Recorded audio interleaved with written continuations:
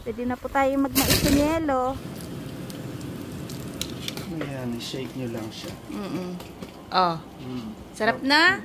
Hello mga ka-viewers, welcome back po sa aming channel. Magpapala po kami dun sa gilid dahil tumigil na rin yung pagpatak ng snow. So ito na yung tamang time na linisin namin yung sidewalk.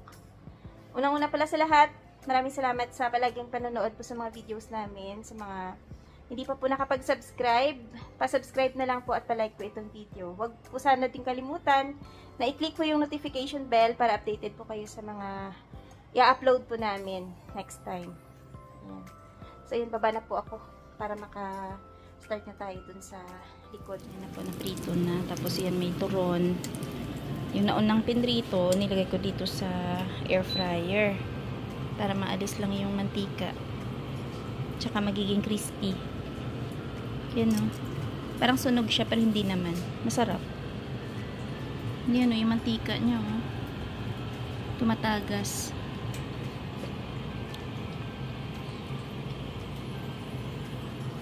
Ikot na natin to.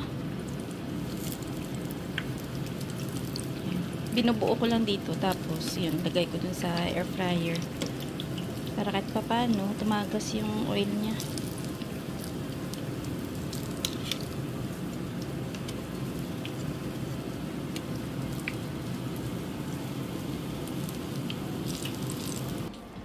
Nakabayan yung merienda mamaya pagka...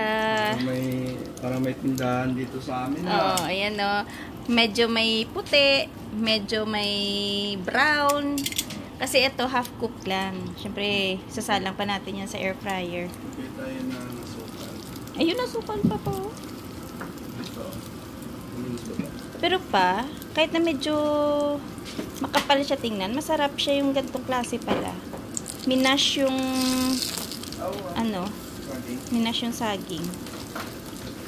Tapos i-air fry lang siya para medyo maging crispy. Masarap. Ito yung tikman mo. Wow, may pa sugar pa. Tapos, yan, i-shake nyo lang siya. Yes. Titikman niya muna, tapos mamaya, yan ulit merienda niya. Siyempre, magpapala eh. Medyo panis pa yung laway natin, pero okay lang. Oh. Sarap na? Lasang-lasa siya.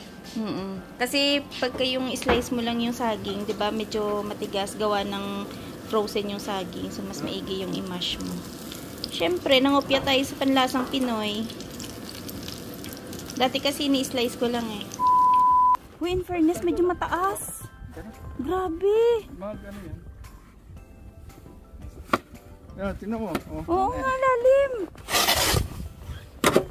Asan na isang pala, Papa? Andun sa may ano?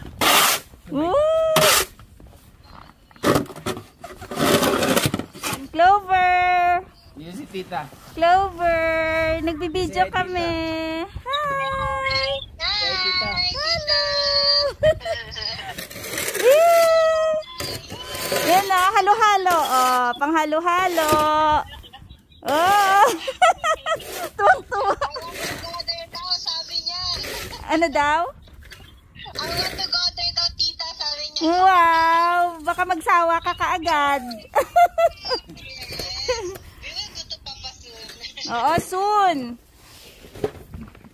Go. Oo, lalim. Sabihin ni Mike, nagpasaway ka lang dyan sa ano eh. Ayan o. Oh. May ilang inches kaya to? Dito na ito ilalagay. Oo, dyan lang yung tambak. Uy, ano pala si Sir Mike sa kabila? Nagtago talaga eh. Sir Mike!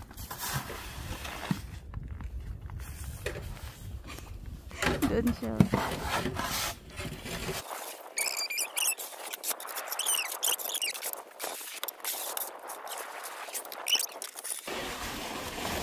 Pero yung mga puno, wala masyadong snow.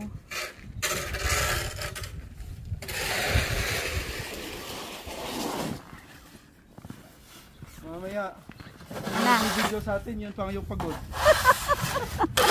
Muna pa ako mapagod eh. No?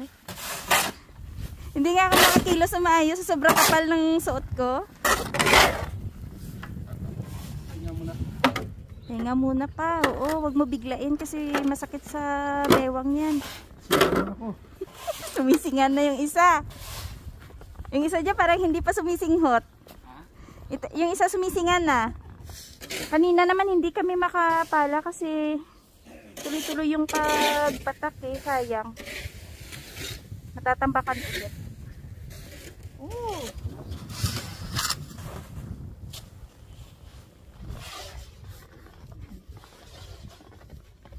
Sa mga hindi pa po nakapag-subscribe, pa-subscribe na lang po sa aming channel. Sa mga palagi nanonood, maraming salamat po.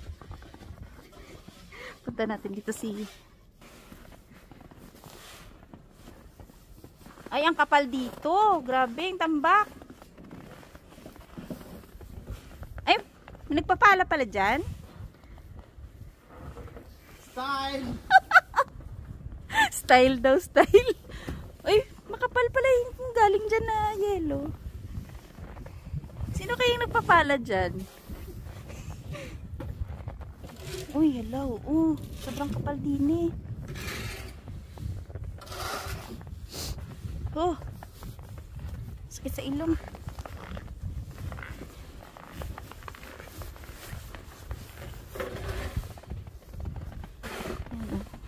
Wala na kasing pala eh. Papala din naman sana ako kasi wala na atang pala. Nag-ingay lang daw ako. Hindi sa mata. Ha? Sabi niya, nag-ingay ka lang. Sabi ko kasi sana kung may pala pa na isa. Iniwan ko dun sa kabila eh. Tingnan natin yung mga sasakyan dito. Uy, medyo mataas din yung naipon ah.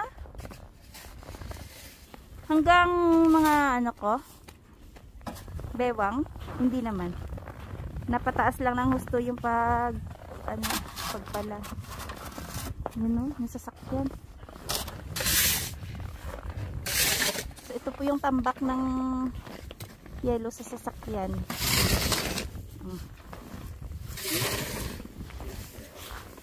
Pwede na po tayo magmais ng yelo. Ayan o. Malinis to, malinis.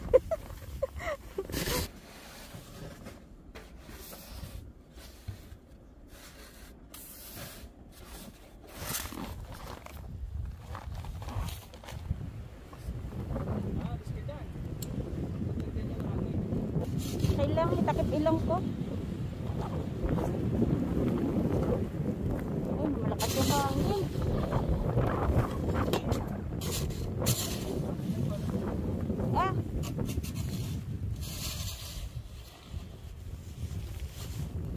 Ito pa. Wala mo ko sumabulig, wala mo ko pala. Si Mike parang madadapa na. Kakatulog.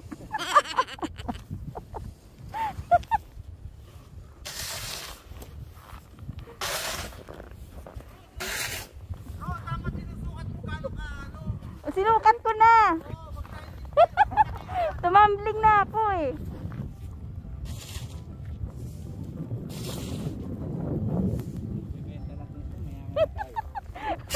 Benta natin? Oo nga. Benta nga lang sana to eh. Marami na tayong dollars.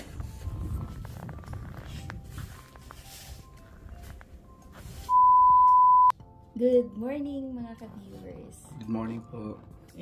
Ba't parang bait mo ngayon? Yan, kasi umiinom po siya ng ayan o, salabat. Nilagyan namin ng lemon tea, tsaka meron siyang honey. At meron siyang tirang, ayan po yung pagkain niya ngayon. Tira-tirang maruya, tsaka pandesal na yung merienda namin kahapon, gawa ng nagpala nga siya. Nagpala kami. Medyo masakit to sa katawan.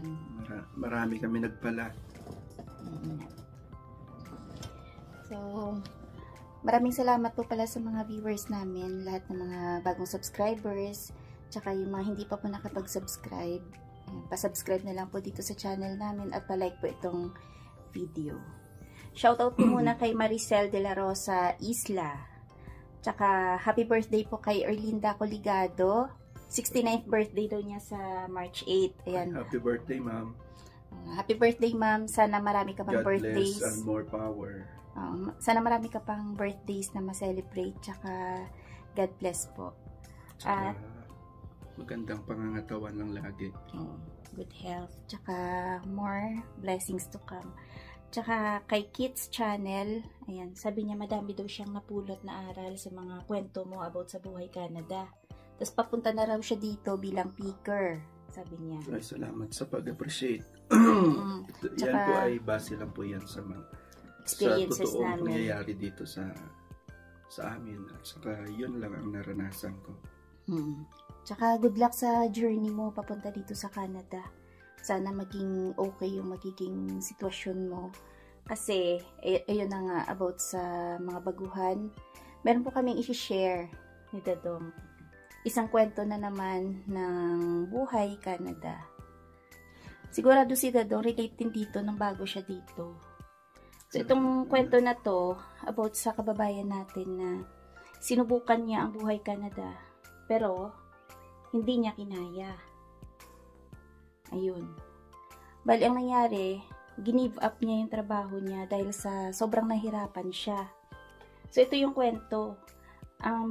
First time niyang napahiwalay sa family niya. Tapos, first time din niyang napunta ng ibang bansa. Parang ako lang din. Kasi first time, dito talaga, kapag yung mga ganyang sitwasyon talaga, tibay ng loob. Ang baon dapat. Tibay ng loob at saka, tatag ng pangangatawan. Oo, tama. Ganun talaga. So, kailangan ang isip mo once na mawalay ka sa pamilya or mga ibang bansa ka, kailangan ang mind mo nakafocus na kung ano ba ang goal mo. Ano ba talaga ang purpose mo? Bakit iiwanan mo yung family mo? Ano ang purpose mo? Bakit pupunta ka dito? Tama.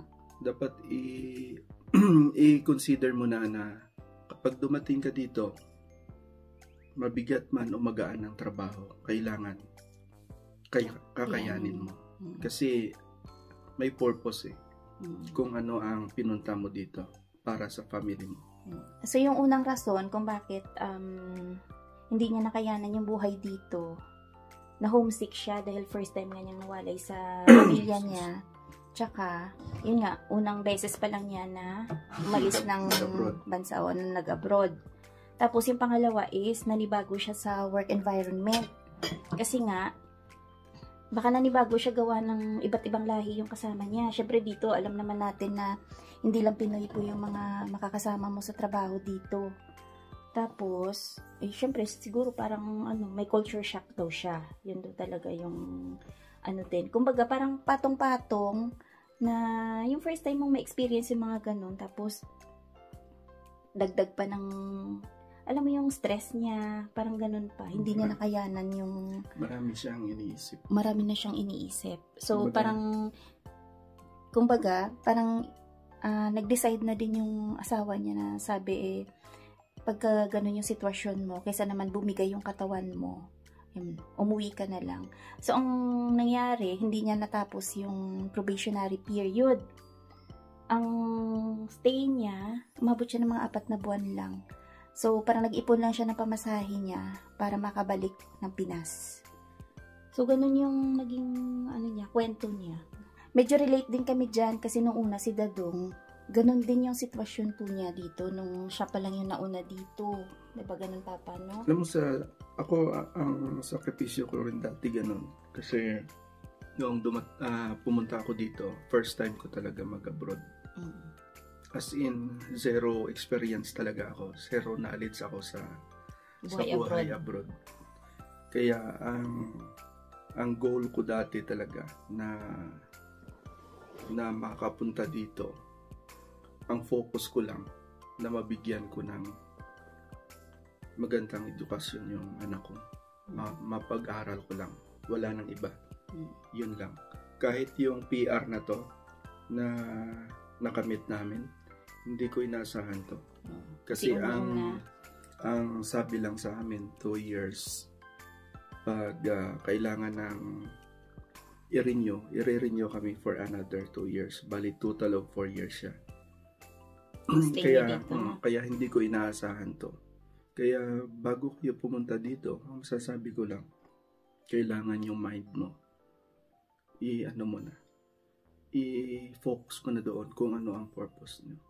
Kasi kung magulo ang isip mo na, for example, ay mawalay ako sa family ko, hindi ko makikita ng matagal, bla bla bla, ganito. Sa ngayon, maswerte na kayo. Alam nyo kung bakit. Maraming paraan Oo. na makapag-communicate ka sa pamilya mo. Correct. Kahit naman sa amin dati, mayroon alam mo, sa totoo lang, ako limited ako sa gadget na pero Limited sa knowledge. limited ako sa knowledge about sa mga gadget na to.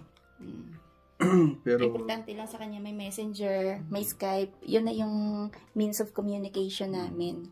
Pero sakripisyo okay din ako naman. kasi naraos din naman yung Sipin. ilang taon na hindi tayo nagkasama, di ba? kasi ang sakripisyo ko dati, hindi lang ako, lahat kami na mga dumating dito kasi 14 hours ang difference. Sa Pinas, tsaka Canada. Dito sa amin, gabi na. Doon sa inyo, pauwi pa lang yung mga galing sa trabaho. Minsan, Kaya, matutulog na siya. Hindi pa ako nakarating ng bahay kasi namamalengke pa. Namimili ng paninda, yung mga ganun. Minsan to nakakatulog na habang kausap ako. Kasi hanggang madaling araw dati duty mo, di ba? So, yun yung sakripisyo talaga pagka bago pa lang kumbaga, na mag-a-adjust pa lang ba? kumbaga hindi nagta-timing ang Oras. ang oras. Ang masasabi ko lang, huwag magpatalo sa kalungkutan. Kasi pag ang kalungkutan na ang sumira sa isip mo, hindi ka na makakapag-focus sa trabaho. Unang-una, maapektuhan yung work mo. For example na lang sa amin, kung hindi ka naka-stay focus, hindi mo makukuha or hindi mo maibibigay ang performance na hinihingi ng company. What if kung may ganun kayo? Kaya kailangan i-balance nyo. I-condition nyo rin yung mind nyo. For example na lang dito sa trabaho ko, mayroon ako mga katrabaho na hindi na-perform ang hinihingi ng company. Kaya hindi rin sila pinalad. Kaya pinauwi sila. Kahit na hinar sila sa Yes. Pinas? Yes. Oh? Kaya May ganung nangyari din pala sa inyo. kaya kailangan nyo rin ang best ninyo. Ibigay talaga yung best. Kailangan nyo talaga ibigay kung ano ang hinihingi ng company para ma-satisfy naman sila. Katulad din sa kanila kasi, binigyan din kayo ng chance na mapunta dito. Siyempre, ina-expect nila na makukuha din nila yung hinihingi nila.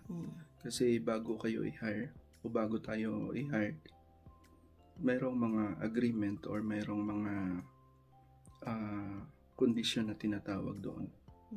Siyempre, kung hindi mo makumply yung hinihingi nila, bakit naman nila i-grant yung iyo? Yung gusto mo din. Yung gusto mo rin. Hindi na, parang unfair naman sa company. Isipin mo, libre na yung pamasahe, libre na yung Walang visa, Walang placement. walang placement. Tama. Bali, medical lang yung sa atin. Tsaka allowance mo. Tsaka allowances. Bakit hindi natin pagigihan? Oo nga. Diba? Sa makapanood nito. Pagdating dito sa Canada, wag natin isipin kung ano ang estado natin sa Pinas. Kung ano ang pinag-aralan natin sa Pinas. Kung ano ang tinapos natin sa Pinas. Kung ano yung naging... Dahil dito ay hindi mo makukuha kung ano ka sa atin unless kung ipurso mo. mag-aral ka. Kaya nga, ipurso mo kung ano ang gusto mo. Pero since na dumating tayo dito as a open work permit or hired, kailangan ibigay natin kung ano ang gusto nila. Saka ka mag-step ng gusto mo kung ano ang bagay sa iyo. Kasi napakahirap sabihin mo na, ay, ano ako sa Pinas. Manager ako. Manager ako. Supervisor ako. Supervisor ako. Hindi ganun yan dito. Mm. Dahil maraming mga professionals dito na Back to zero talaga. hindi nila na gamit yung Pinag-aralan pinag-aralan nila nila sa atin dyan. Nasabihin mo, for example na lang, lawyer ka sa atin, abogado ka sa atin. Dito magiging abogado ka? Hindi. No. Unless na kung na mag-aral ka ng ganung Unless kung- program din. Yes. Unless kung mag-continue ka na mag-aral dito. At saka ipurso mo yung natapos natin Sa Pinas. sa Pinas. Mm. Kaya hindi basihan yung background natin kung ano tayo sa Pinas. Kaya dito, nakalagay naman sa contract, tsaka once bago ka mag-apply, kung ano ang Magiging trabaho mo magiging dito. trabaho mo dito, Paghandaan mo. paghandaan mo talaga. Expect mo na talaga yung doon ka na mag-expect sa worst. Kasi Pasalamat ka na lang kung medyo gumaan yung correct. trabaho mo. Doon ka na mag-expect sa worst. Di bali na ka. Isipin mo na lang, di bali na kahit na mahirap. Kakayanin ko to para sa pamilya ko. Ito na. Kasi isipin mo kami, nagtiyaga din naman kami. Sa awa ng Diyos, umabot na rin naman kami ng 11 years. So yun, ma-share ko lang about dati sa yung bang homesickness, yung lungkot every time na ito kasi nakauwi ito once before niya kami nakuha. Yung iniisip mo na lang, di ba pag iyak ka o walang dollars? Ano masabi mo? Ano sabi mo walang green money. Oo. Sabi niya, iyak-iyak ka dyan o walang dollars? Kaya sabi ko, sige na nga, alis ka na nga lang pagka bumalik na siya. Hindi, ganun na talaga.